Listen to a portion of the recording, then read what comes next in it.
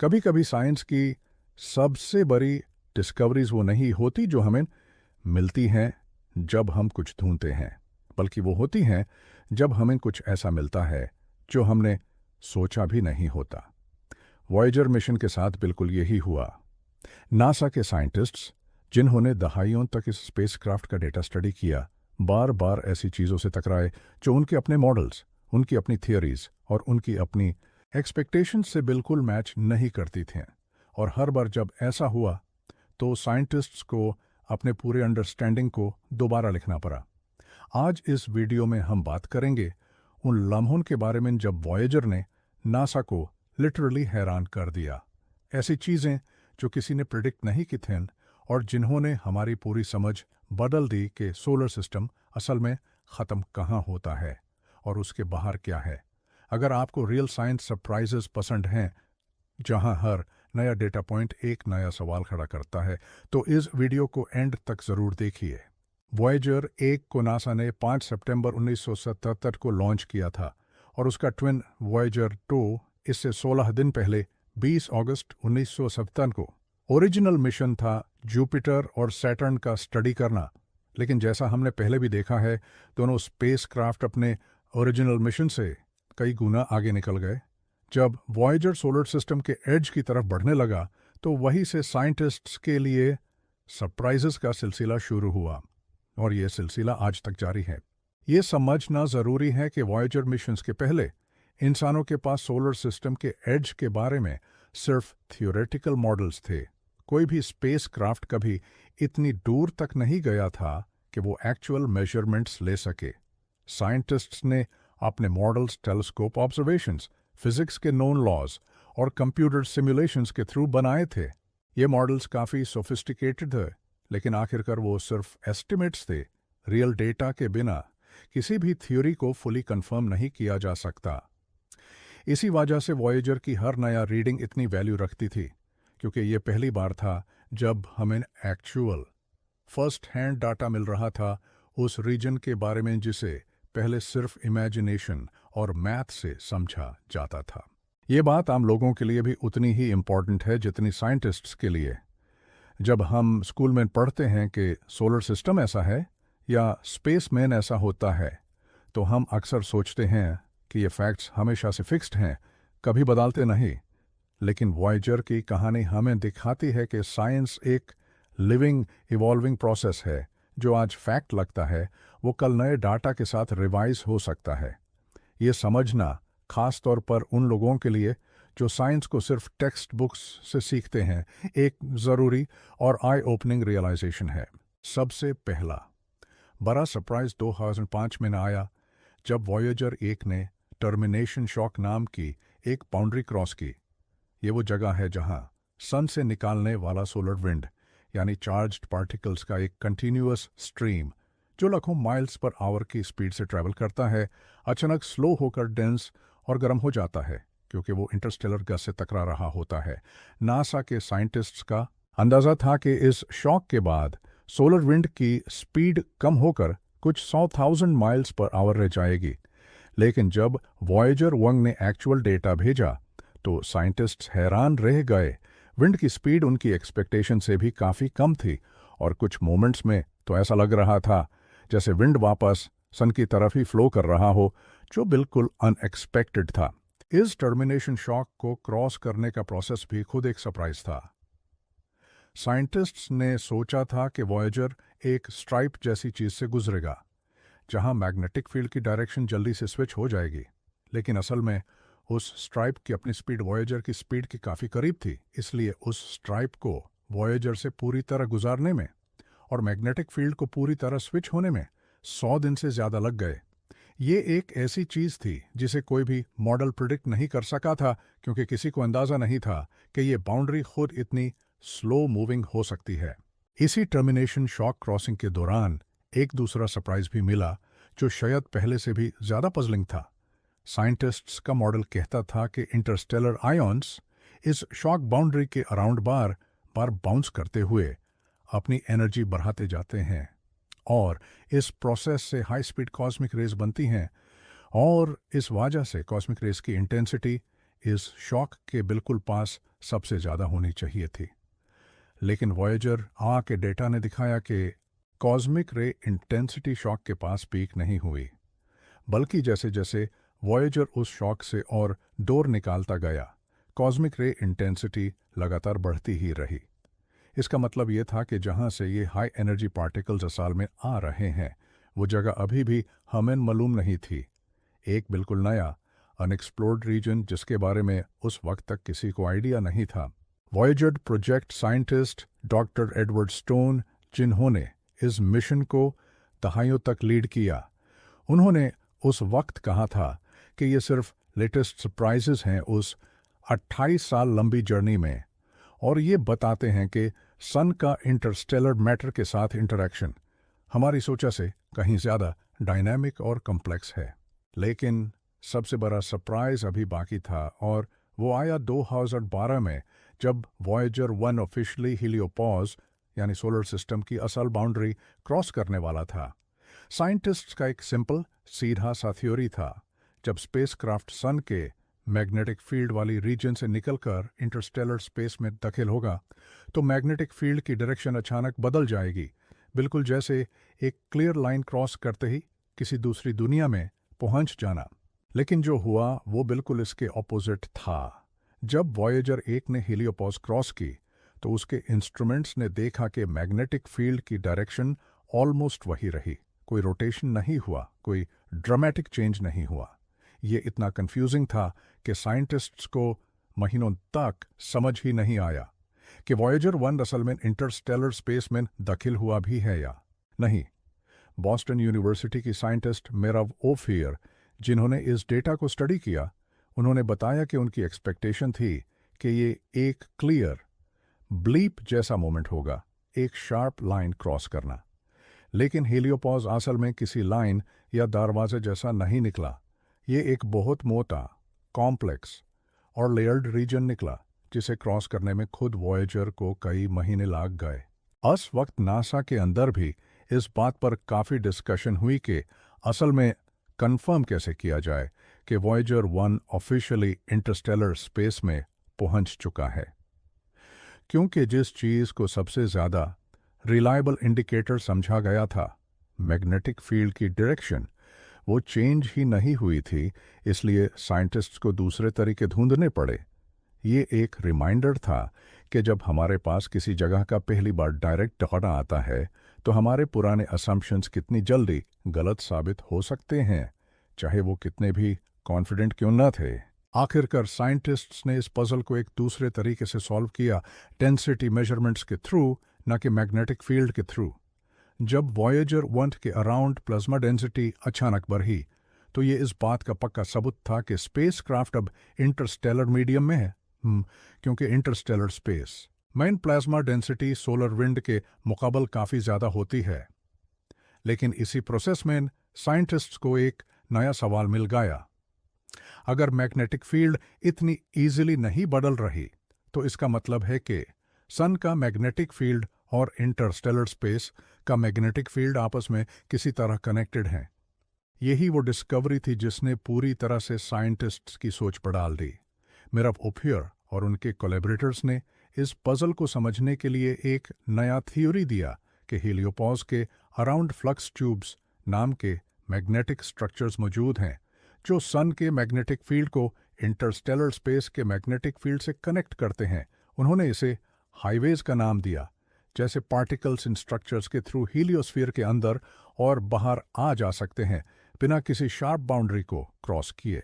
ये एक बिल्कुल नया कॉन्सेप्ट था जो पहले किसी ने सोचा भी नहीं था कि सोलर सिस्टम और बाकी गैलेक्सी के दरमियान कोई शार्प सील नहीं है, बल्कि एक तरह का परमिएबल कनेक्टेड सिस्टम है। इस थियरी के मुताबिक ये हाईवेज मैग्नेटिक रिकनेक्शन के थ्रू बनती हैं, एक प्रोसेस जिसमें दो अलग मैग्नेटिक फील्ड्स आपस में मिलकर अपनी फील्ड लाइंस को रीअरेंज कर लेते हैं, जैसे दो दरियाओं का पानी आपस में मिल जाए लेकिन हर एक अपना ओरिजिनल फ्लो डायरेक्शन कुछ हद तक बरकरार रखे। इस प्रोसेस की वजह से पार्टिकल्स, चाहे वो सोलर पार्टिकल्स हों या Interstellar particles, in flux tubes के थ्रू दोनों डायरेक्शंस में ट्रैवल कर सकते हैं। यह डिस्कवरी इतनी सिग्निफिकेंट थी कि इसने पूरी तरह से ये आइडिया बदल दिया कि हीलियोपॉज एक सील की तरह काम करता है। इसकी जगह अब साइंटिस्ट्स इसे एक सेमी परमिएबल मेम्ब्रेन की तरह समझते हैं, जो कुछ चीज़ों को रोकता है लेकिन दूसरी चीज़ों को गुजरने देता है। इस डिस्कवरी का मतलब ये भी था कि जो हीलियोपॉज हम सोचते थे एक सिंपल स्टैटिक शील्ड की तरह है, वो असल में सन की एक्टिविटी के साथ रिएक्ट करता है, खुद अपनी शेप बदलता रहता है और कभी कभी वॉर्प भी हो जाता है। साइंटिस्ट्स अभी तक पूरी तरह कॉन्फिडेंट नहीं हैं कि ऐसा क्यों होता है, लेकिन ये क्लियर हो गया कि हीलियोपॉज एक वॉल जैसा नहीं बल्कि एक जिंदा डायनामिक सरफेस जैसा है। अब बात करते हैं उस डिस्कवरी की जिसे मीडिया ने वॉल ऑफ फायर का नाम दिया, जो शायद वॉयेजर 1 की सबसे ज़्यादा हेडलाइंस बनाने वाली डिस्कवरी है।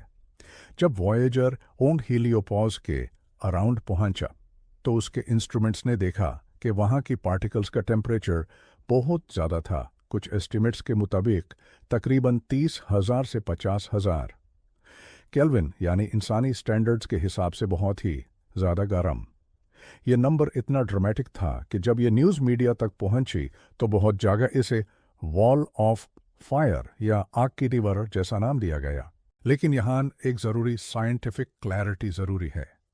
टेम्परेचर और हीट दो अलग चीज़ें हैं। टेम्परेचर का मतलब है कि इंडिविजुअल पार्टिकल्स कितनी तेज़ी से मूव कर रहे हैं, और इस रीजन में पार्टिकल्स जेन्युइनली बहुत तेज़ी से मूव कर रहे हैं, इसलिए उनका टेम्परेचर ज़्यादा है। लेकिन हीट जो हम रोज़ महसूस करते हैं, जैसे धूप या आग की गर्मी, वो डिपेंड करती है कि कितनी एनर्जी एक्चुअली ट्रांसफ़र हो रही है, और इस रीजन में पार्टिकल्स इतने कम डेंसिटी में मौजूद हैं कि उनका वॉयेजर से टकराना बहुत रारे है। इसी वजह से इस वॉल ऑफ फायर जैसी जगह से गुजरने के बावजूद वॉयेजर 1 को कोई नुकसान नहीं हुआ। स्पेसक्राफ्ट बिल्कुल ठीक रहकर आगे बढ़ता रहा।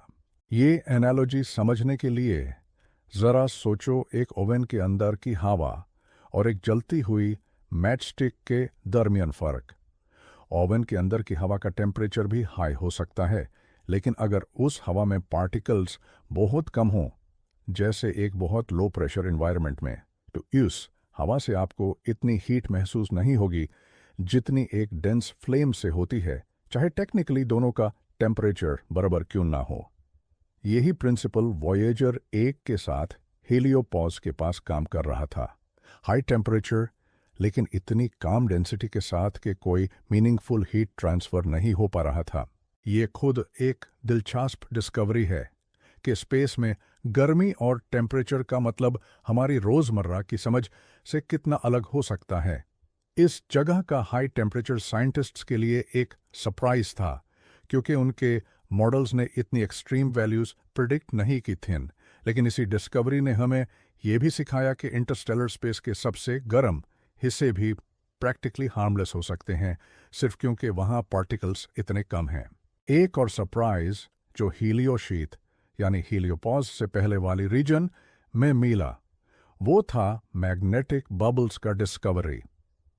साइंटिस्ट्स पहले सोचते थे कि हीलियोशीथ एक यूनिफॉर्म टर्बुलेंट मिक्सचर होगा जहां सोलर और इंटरस्टेलर पार्टिकल्स आपस में मिक्स हो रहे होंगे, लेकिन वॉयेजर के डेटा ने दिखाया कि हीलियोशीथ असल में डिस्टिंक्ट रीजन्स में बता हुआ है, जहां सन का मैग्नेटिक फील्ड खुद अपने आप को छोटे छोटे बबल्स में फोल्ड कर लेता है। ये डिस्कवरी भी अनएक्सपेक्टेड थी, क्योंकि इससे पता चला कि हीलियोशीथ एक सिंपल बफर जोन नहीं है, बल्कि अपनी एक कॉम्प्लेक्स इंटरनल स्ट्रक्चर रखता है। ये मैग्नेटिक बबल्स कैसे बनते हैं, इसके बारे में साइंटिस्ट्स का एक थियोरी ये है कि सन अपनी रोटेशन के साथ अपना मैग्नेटिक फील्ड भी एक स्पिरल पैटर्न में बाहर फेंकता है, कुछ ऐसा जैसे एक वाटर स्प्रिंकलर घूमते हुए पानी की स्प्रे फेंकता है। जब ये स्पाइरलिंग मैग्नेटिक फील्ड हीलियोशीथ तक पहुंचता है तो उस पर प्रेशर इतना ज़्यादा हो जाता है कि वो अपने आप को छोटे छोटे सेल्फ कंटेंट लूप्स में फोल्ड कर लेता है, जैसे एक लंबी रस्सी को फोल्ड करके उसे छोटे छोटे सर्कल्स बना दिए जाएं। इन बबल्स का साइज अर्थ से लेकर सन तक के फसले जितना भी हो सकता है, और ये वॉयेजर के रास्ता में बार बार आते रहते हैं, जिससे स्पेसक्राफ्ट के इंस्ट्रूमेंट्स को बार बार चेंजिंग मैग्नेटिक फील्ड रीडिंग्स मिलती हैं। और कॉस्मिक रेस के बारे में भी वॉयेजर ने अजीब पैटर्न्स दिखाए।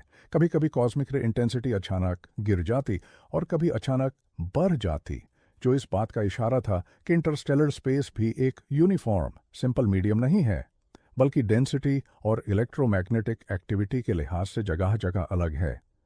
कुछ रीजियंस पार्टिकल्स को ट्रैप करते हुए लग रहे थे, जबकि कुछ उन्हें एक्सेलरेट कर रहे थे। जैसे इंटरस्टेलर स्पेस में भी अपनी एक इनविजिबल जियोग्राफी है जो हमें पहले कभी नजर नहीं आई थी। कॉस्मिक रेज के ये अनएक्सपेक्टेड फ्लक्चुएशंस सिर्फ एकेडमिक इंटरेस्ट की बात नहीं है। कॉस्मिक रेज वो हाई एनर्जी पार्टिकल्स होते हैं जो डीप स्पेस में ट्रैवल करते वक्त इंसानी बॉडी के डीएनए को डैमेज कर सकते हैं, और ये फ्यूचर क्रूड मिशंस के लिए एक जेन्युइन सेफ्टी कंसर्न है। अगर इंटरस्टेलर स्पेस और हेलियोस्फीयर के बाउंड्री रीजन्स में कॉस्मिक रेज प्रिडिक्टेबल तरीके से नहीं बिहेव करते, तो इसका मतलब ये है कि फ्यूचर मिशंस के रेडिएशन शील्डिंग डिज़ाइन को भी इस अनप्रिडिक्टेबिलिटी को ध्यान में रख कर बनाना होगा, जो खुद एक बड़ा इंजीनियरिंग चैलेंज है। यहाँ कुछ आम सवालत का जवाब भी देते हैं जो लोग अक्सर पूछते हैं। क्या वॉयेजर 8 का डाटा हमेशा इतना सरप्राइजिंग रहा है, या सिर्फ हीलियोपोस के पास ऐसा हुआ? असल में वॉयेजर मिशन की पूरी हिस्ट्री में सरप्राइजेस बार बार आए हैं। जुपिटर के यो मून पर एक्टिव वॉल्केनोज का डिस्कवरी, सैटर्न के रिंग्स की अनएक्सपेक्टेड कॉम्प्लेक्सिटी, और फिर ये सब हीलियोपोस वाले सरप्राइजेस। ये इस बात का सबूत है कि जब भी हम किसी नए रीजन में पहली बार जाते हैं, हमारे पुराने मॉडल्स कम ही एक्सपेक्टेशंस के मुताबिक निकलते हैं। क्या इन सरप्राइजेस की वजह से नासा को अपनी फ्यूचर मिशंस की प्लानिंग बदलनी पा रही? हाँ, काफ़ी हद तक। इन डिस्कवरीज की वजह से साइंटिस्ट्स ने कॉस्मिक रे शील्डिंग और हीलियोस्फीयर के मॉडल्स को अपडेट किया, जो future deep space human missions के लिए इम्पॉर्टेंट है।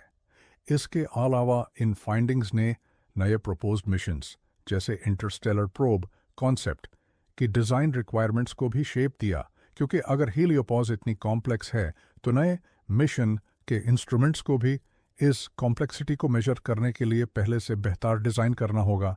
क्या साइंटिस्ट्स अब कॉन्फिडेंट हैं कि उन्हें हीलियोपोस की पूरी समझ आ गई है? बिल्कुल नहीं। असल में वॉयेजर 1 और वॉयेजर 2 के डेटा ने जितने सवालत सॉल्व किए, उतने ही नए सवालत खड़े कर दिए। जैसे कि अभी तक साइंटिस्ट्स पूरी तरह नहीं समझ पाए कि वो फ्लक्स ट्यूब्स एग्जैक्टली कैसे बनती हैं, या हीलियोपोस की शेप इतनी एसिमेट्रिक क्यों है। यही वजह है कि नासा और दूसरी स्पेस एजेंसीज फ्यूचर मिशंस पर काम कर रही हैं, जो इस रीजन को और ज़्यादा डिटेल में स्टडी कर सकें। इन सब डिस्कवरीज का कंबाइंड इफेक्ट ये हुआ कि नासा और पूरी एस्ट्रोफिजिक्स कम्युनिटी को हीलियोस्फीयर के बारे में अपना बेसिक मेंटल मॉडल दोबारा सोचना पड़ा।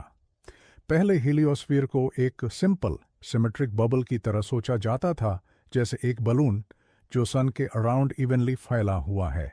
लेकिन वॉयेजर के डेटा, स्पेशली मैग्नेटिक फील्ड और टेम्परेचर के अनएक्सपेक्टेड पैटर्न्स ने साइंटिस्ट्स को इस बात पर मजबूर किया कि वो नए मॉडल्स बनाएं जिनमें हीलियोस्फीयर एक ज़्यादा कॉम्प्लेक्स या सिमेट्रिक और डायनामिक शेप रखता है। कुछ साइंटिस्ट्स तो ये भी कहते हैं कि ये शेप एक क्रॉसॉन्ट या कॉमेट जैसी हो सकती है, जहां एक तरफ लंबा टेल होता है जबकि दूसरी तरफ ज़्यादा कंप्रेस्ड होता है, क्योंकि सन खुद भी मिल्की वे गैलेक्सी के थ्रू मूव कर रहा है और इस मोशन का असर हीलियोस्फीयर की शेप पर पड़ता है। ये सब सिर्फ एकेडमिक क्यूरियोसिटी नहीं है, इन डिस्कवरीज के रियल वर्ल्ड इम्प्लिकेशंस भी हैं। हीलियोस्फीयर का शेप और उसका बिहेवियर ये डिसाइड करता है कि कितनी कॉस्मिक रेडिएशन सोलर सिस्टम के अंदर तक पहुंच पाती है। कॉस्मिक रेज, जो बहुत हाई एनर्जी पार्टिकल्स होते हैं, वो इंसानी बॉडी के लिए हार्मफुल हो सकते हैं, स्पेशली अगर कोई एस्ट्रोनॉट लंबी ड्यूरेशन के लिए डीप स्पेस मिशन पर जाए, जैसे फ्यूचर मार्स मिशंस। इसलिए हीलियोस्फीयर के बिहेवियर को सही तरह समझना सिर्फ एक एकेडमिक एक्सरसाइज नहीं, बल्कि फ्यूचर ह्यूमन स्पेस एक्सप्लोरेशन के लिए भी ज़रूरी है, क्योंकि जितना बेहतर हम ये जानेंगे कि हेलियोस्फीयर कितनी प्रोटेक्शन देता है, उतना बेहतर हम अपने एस्ट्रोनॉट्स को रेडिएशन से बचा सकेंगे। हेलियोस्फीयर को अक्सर हमारी कॉस्मिक शील्ड भी कहा जाता है, क्योंकि ये सोलर सिस्टम को गैलेक्सी के ज़्यादातर हाई एनर्जी कॉस्मिक रे से बचाता है। अगर ये शील्ड जितनी स्ट्रांग हम सोचते थे उतनी ना हो, या अगर इसकी शेप इतनी एसिमेट्रिक हो कि कुछ डायरेक्शंस से ज़्यादा रेडिएशन अंदर आ सकती हो, तो ये अर्थ पर भी असर डाल सकता है।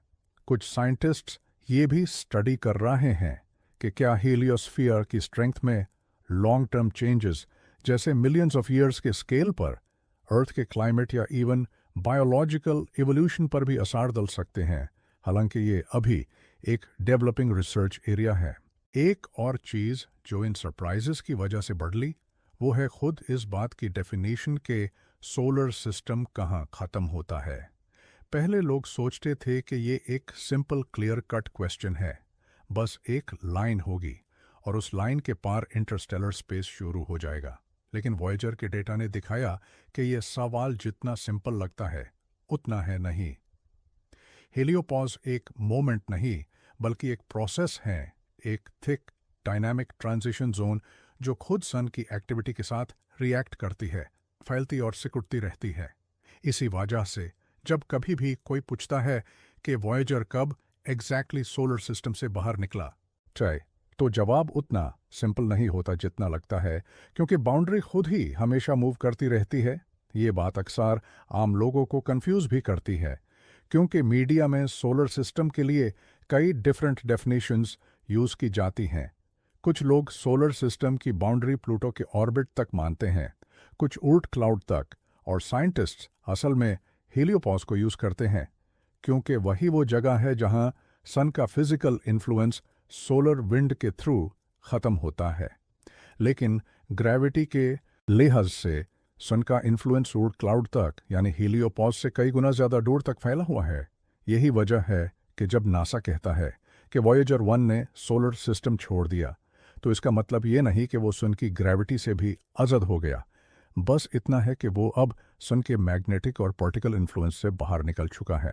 इंटरेस्टिंग बात यह भी है कि ये सब डिस्कवरीज वॉयेजर 1 और वॉयेजर 2 दोनों से आई हैं, और दोनों के डाटा में कुछ फ़र्क भी देखा गया। जब वॉयेजर 2 ने 2018 में हीलियोपॉज क्रॉस की 6 साल वॉयेजर 1 के बाद, तो उसके इंस्ट्रूमेंट्स ने कुछ डिफरेंट रीडिंग्स दें, जैसे कि प्लाज्मा डेंसिटी का पैटर्न थोड़ा अलग था। ये डिफरेंसेस बात का और भी सबूत है कि हीलियोपॉज एक यूनिफॉर्म सिंपल शेल नहीं है, बल्कि जगह जगह उसकी प्रॉपर्टीज़ बदलती रहती हैं, बिल्कुल जैसे अर्थ के अराउंड की एटमॉस्फेयर भी हर जगह सेम नहीं होती। एक खास फ़र्क ये भी था कि जब वॉयेजर 2 ने हीलियोपॉज क्रॉस की, उस वक्त उसका प्लाज्मा साइंस इंस्ट्रूमेंट अभी भी काम कर रहा था, जबकि वॉयेजर 1 का वही इंस्ट्रूमेंट बहुत पहले 2007 में ही खराब हो चुका था। इसी वजह से वॉयेजर 2 से मिलने वाला डेटा कुछ मामलों में वॉयेजर 8 से भी ज़्यादा डिटेल्ड था, क्योंकि scientists directly plasma density measure कर सके उस एग्जैक्ट मोमेंट पर जब स्पेसक्राफ्ट ने बाउंड्री क्रॉस की। ये एक और एग्जाम्पल है जहां दो भाई बहन जैसे स्पेसक्राफ्ट अपनी थोड़ी सी डिफरेंट कैपेबिलिटीज़ की वजह से एक दूसरे की फाइंडिंग्स को कंप्लीट करते हैं। अब यहाँ एक ज़रूरी बात समझनी ज़रूरी है, ये सब सरप्राइजेस बैड साइंस की निशानी नहीं है। असल में ये इस बात का सबसे बड़ा सबूत है कि साइंस कैसे काम करता है। साइंटिस्ट्स एक मॉडल बनाते हैं अपने करंट नॉलेज के बेस पर, फिर जब नया डेटा आता है जो उस मॉडल से मैच नहीं करता, तो वो मॉडल को रिवाइज करते हैं, और इस प्रोसेस से हमारी अंडरस्टैंडिंग और बेहतर होती जाती है। अगर वॉयेजर का डेटा हमेशा ही एक्सपेक्टेशंस के मुताबिक आता, तो हम कभी ये नए फ्लक्स ट्यूब्स, ये मैग्नेटिक बबल्स या हीलियोपॉज की असल कॉम्प्लेक्सिटी कभी नहीं जानते। यही वजह है कि वॉयेजर मिशन को सिर्फ एक एक्सप्लोरेशन मिशन नहीं, बल्कि एक डिस्कवरी मशीन भी कहा जाता है, क्योंकि इसके इंस्ट्रूमेंट्स जहां भी जाते हैं वहां से कुछ ना कुछ अनएक्सपेक्टेड ज़रूर लेकर आते हैं। ये बात एस्ट्रोफिजिक्स की हिस्ट्री में भी बार बार देखी गई है, जैसे कि जब पहली बार टेलीस्कोप से गैलेक्सीज देखी गईं या जब पहली बार ब्लैक होल्स की एग्जिस्टेंस कंफर्म हुई। तो हर बार नए डेटा ने पुराने मॉडल्स को चैलेंज किया। साइंस असल में एक ऐसा प्रोसेस है जहां गलत होना भी उतना ही वैल्यूएबल है जितना सही होना, क्योंकि हर गलत प्रिडिक्शन हमें उस जगह की बेहतर समझ देती है जिसे हम स्टडी कर रहे होते हैं। वॉयेजर मिशन इज फिलॉसफी का एक परफेक्ट एग्जाम्पल है, क्योंकि इसकी पूरी जर्नी में जितने भी सरप्राइजेस आए, उन्होंने हमारी नॉलेज को सिर्फ आगे ही बढ़ाया, कभी पीछे नहीं किया। नासा के साइंटिस्ट्स खुद इस बात को ओपनली एक्नॉलेज करते हैं। हर नए पेपर, हर नए प्रेस रिलीज में वो इस बात को हाईलाइट करते हैं कि वॉयेजर ने एक बार फिर उनके मॉडल्स को चैलेंज किया है। ये एक हेल्थी साइंटिफिक एटीट्यूड है, सरप्राइजेस को थ्रेट की तरह नहीं बल्कि अपॉर्चुनिटी की तरह देखना, जिससे हमारी समझ आगे बढ़ती है। ये भी इंटरेस्टिंग है कि वॉयेजर 1 अभी भी इतनी दूर होने के बावजूद नए सरप्राइजेस देता रहता है। रीसेंट सालों में जब स्पेसक्राफ्ट हेलियोपॉज से और दूर निकाल चुका है, तो उसकी रीडिंग्स ने इंटरस्टेलर मीडियम के डेंसिटी के बारे में भी नया डेटा दिया, जो पहले सोचा गया से ज़्यादा डेंस निकला, जैसा हमने पहले भी डिस्कस किया था।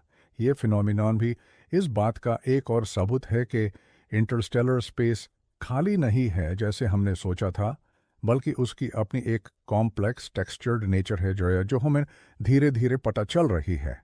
वॉयेजर 1 और वॉयेजर 2 दोनों ने इंटरस्टेलर स्पेस में एक धीमी मुस्तकिल हम या वाइब्रेशन भी रिकॉर्ड की है, जो इंटरस्टेलर गैस की नेचुरल ऑसिलेशंस से बनती है।